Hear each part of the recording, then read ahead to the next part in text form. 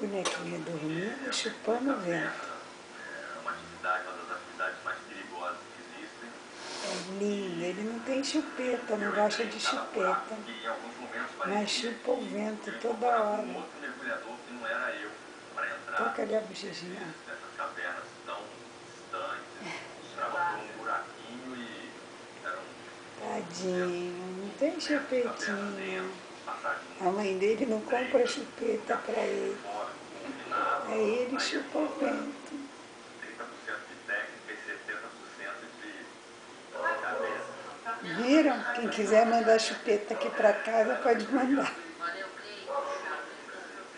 Lu. Um abraço. Mandar um abraço pra equipe, né?